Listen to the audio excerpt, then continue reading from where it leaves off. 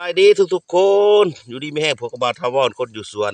มื้อนี้ผู้ขาสิมาแนะนำให้รู้จักสายบัวพี่น้องหรือว่าบัวแบะสรรพคุณคุณประโยชน์ของเพิ่นดีหลายอย่างเด้อพี่น้องเด้อสิเอามาประกอบเป็นอาหารก็ได้หลายเมนูเด้อพี่น้องเด้อสิมาต้มมาแกงมาออมเด้อมากินดิบกับตำบักหุ่งมาห้อยก็ได้เด้อพี่น้องเด้อสรรพคุณคุณประโยชน์ของเพิ่นโอ้ยหลายอย่างได้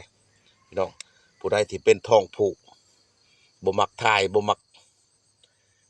ตดว่าซั่นซะเอาสายบัวเนี่ยมากินสิกินดิบก็ได้คักแท้เลยกินดิบเด้อพี่น้องเด้อสิเฮ็ดให้เฮาเย็นในท้องภายในท้องเฮาเนาะ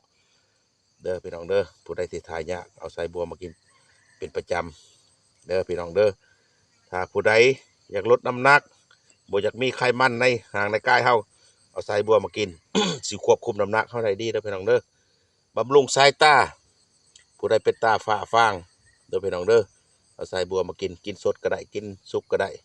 เด้อสิเฮ็ดให้สายตาเฮาดีขึ้นมาเด้อพี่น้องเด้อหลายอย่างหลายอันได้ที่สายบัวนี่สิเฮ็ดให้ดีในร่างกายเฮาสิบำรุงน้ำควบคุมน้ำหนักเฮาได้ดีบ่ให้ตาฝ้าฟางสองมาผู้ใดที่เป็นท้องผูกท้องยืงที่เฮ็ดให้ดีเด้อพี่น้องเด้อที่บ่อยากมีปัญหาทางด้านลำไส้ถ้าเฮากินสายบัวเป็นประจำเด้อพี่น้องเด้อหลายอย่างหลายแนว ควบคุมน้ำหนักถ้าผู้ใดเป็นฝีลายหัวลายตุ่มในต้นน้ำโต้น้ำแข็งน้ำคาเฮานะพี่น้องดีตุ่มนั่นแล้วมาขึ้นตุ่มนี่นะบ่อย่าบ่เศร้าจักเถื่อเอาหัวบัวนี่แหละมาฝนถ้าเด้อพี่น้องสิเฮ็ดให้ซุ่มให้ดีเด้อเพิ่นว่าผู้เฒ่าผู้ห้านเพิ่นเว้าตะกี้แล้วเป็นฝีขี้แบะเพิ่นว่าหั่นนะช่วงฤดูร้อนช่วงนี้ล่ะ เอามากินเด้อพี่น้องเด้อสายบัวนี่เด้อสิมีสิเฮ็ดให้เฮาสุ่มชื่นสิเฮ็ดให้มีรสเย็นในท้องในไส้เฮาเด้อพี่น้องเด้อควบคุมความร้อนได้ดีเด้อพี่น้องเด้อ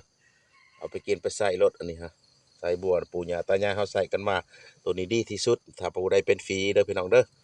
เอามาพ่นทาเด้อพี่น้องเด้ออันนี้พวกข้าบัทวรมาแนะนำมาแบ่งปัน